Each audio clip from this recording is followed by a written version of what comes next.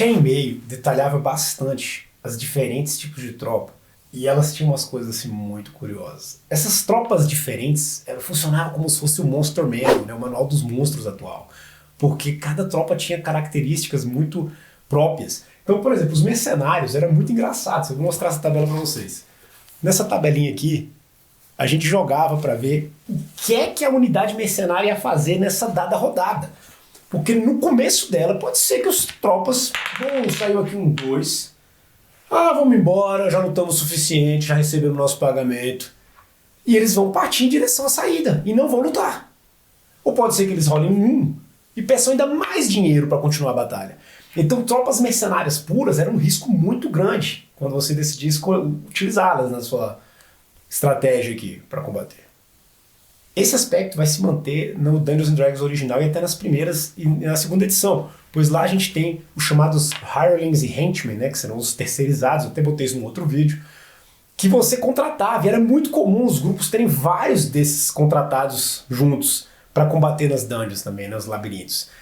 E eles tinham que verificar a moral, se eles tinham coragem, se eles continuavam. Isso, claro, tinha um bônus ou penal, dependendo do carisma da pessoa que contratou, como também se você estava tratando eles bem ou não.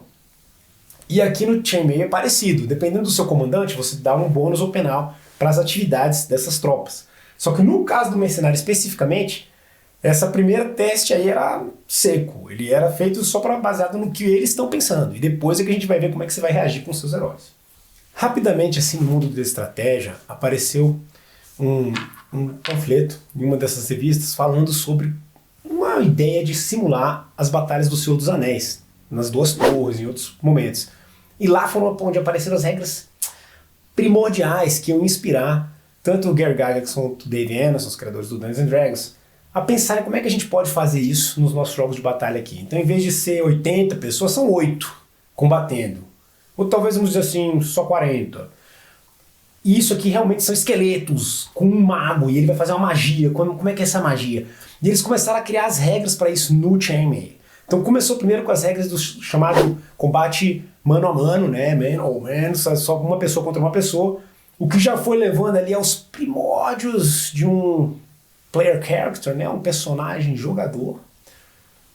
E rapidinho a coisa foi desandando, porque eles começaram a criar as magias e os feiticeiros. Começaram a aparecer as primeiras magias que a gente conhece. Bola de fogo, míssel mágico, os clássicos. E eles começaram a introduzir as raças também do Senhor dos Anéis como parte desse do jogo, né? A gente começou a ter os elfos, tem até um Boromir aqui pra galera, e tem um hobbit, aqui, começaram a aparecer os hobbits. Tanto que na primeira edição mesmo de Dungeons & Dragons, assim, no sentido não de edição, mas de panfleto, o primeiro livro que se publicaram, eles tinham os nomes hobbits e o nome ent, para, por exemplo, aquelas árvores falantes. Mas aí o pessoal do Senhor dos Anéis ouviu, não gostou, foram processar, e os caras tiveram que mudar o livro do Dungeons & Dragons, que depois, que eu acho que na terceira impressão dele, já saiu com Tree Ents em vez de Ents e Halflings em vez de Hobbit. Entre outras coisas, mas como vocês podem ver, né, tem esses detalhes aí. E algo que saiu mais também foi que o Gary Gygax começou a ampliar com o chamado suplemento mágico, o Chainmail. Com o suplemento mágico, a ampliação das batalhas para questões mágicas, a gente subitamente tem armas mágicas, espadas mágicas, a gente tem os heróis fazendo poderes especiais. Vocês estão vendo, é como se fosse alguém criando seu RPG, e era isso mesmo, eles estavam criando pela primeira vez um jogo onde você tem um personagem individual sendo importante, e não um monte. E isso foi o nascimento dos RPGs, que levou ao Dungeons & Dragons. Uma outra coisa interessante é que eles distribuíram todos os diferentes monstros, raças do Senhor dos Anéis em categorias que seguiram, na verdade, outros livros e histórias que eles liam na época, como o pessoal do Michael Moorcock, né, o Eric, o Campeão Eterno e tal, que tinha grande história da lei contra o caos e do equilíbrio, etc. E nisso você já tem as primeiras tabelas de alinhamento aqui, Law, Neutral, Chaos, onde aparece quem é do mal, quem é do bem, né? Os goblins estão... que caos era como se fosse o mal, e ordem, né? Lovo era como se fosse o bem. Não tinha ainda aquela ideia avançada depois de colocar a organização e hierarquia em relação à liberdade. Porque, por exemplo, os elfos hoje em dia são claramente colocados sempre na área do caos, da espontaneidade, individualismo. Mas não vamos entrar nesse aspecto agora, isso fica para um outro vídeo. De qualquer forma, no Chainmail ficou assim. Então uma das primeiras coisas que eles fizeram para transferir o Chainmail para as criaturas novas, por exemplo, como é que a gente vai simular um ogro? Vamos botar aqui um ogro grandão, povo. Bem, um ogro seria equivalente talvez a, vamos dizer, 4 pessoas e ele teria a resistência de alguém com uma armadura média. Isso vai se tornar o que? Vai se tornar o que no futuro no Dungeons é o chamado HD, Hit Dice, os dados de vida. Então se o ogro era equivalente a 4 soldadinhos, isso quer dizer que ele tem o quê? 4 HD. Ele rola 4 de...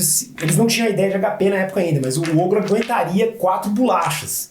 Então, semelhante ao herói, o hero, você teria que, com a sua tropa de mercenários, chegar com ela aqui em volta do ogro, jogar os dados todos de ataque e conseguir, no caso aqui eu quase consegui, olha aí, peraí, tá faltando mais uns.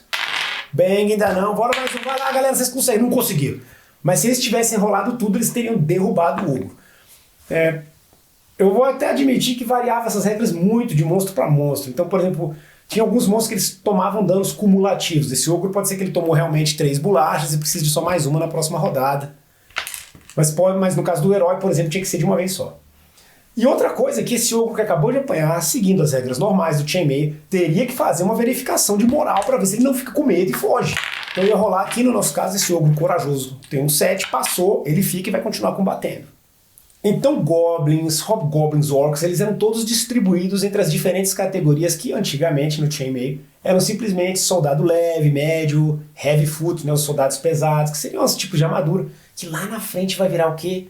Armadura de couro, armadura cota de malha e a armadura de placas, que são as mais clássicas, o AC 753, né, das primeiras edições.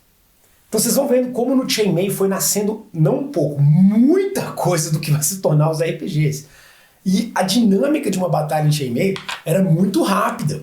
Essa velocidade nas batalhas ela não se perdeu quando você começa a usar o Dungeons and Dragons original, porque ele usava os princípios de Chainmail para realizar as batalhas. Então era tudo muito rápido, muito dinâmico. Não tinha ponto de vida ainda, nada disso, foi aparecendo só depois.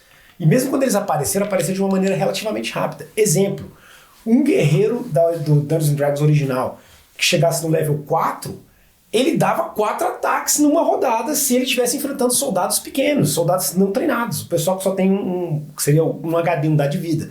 Ele chega aqui, se tiverem 4 perto dele, ele pode rolar 4 ataques e vai levar os 4. Isso tornava os heróis muito especiais. E você ser um guerreiro fighter, né, o guerreiro, era algo poderoso no mapa na hora que tivesse batalha mesmo, já que você tinha esse poder e um mago e um clérigo não tinham isso, pelo menos não no começo. Mais pra frente eles até conseguiram lutar relativamente semelhante a um herói, então isso é uma coisa muito interessante também. No Dungeons & Dragons original, se você joga usando Chainmail, tanto o mago quanto o clérigo, teoricamente, conseguem dar mais ataque por rodada, enfrentando, vamos dizer assim, o pessoal ralé, né? Galera, essa introdução a Chainmail já ficou longa, eu vou encerrá-la por aqui, mas fiquem tranquilos, o próximo vídeo tá vindo aí.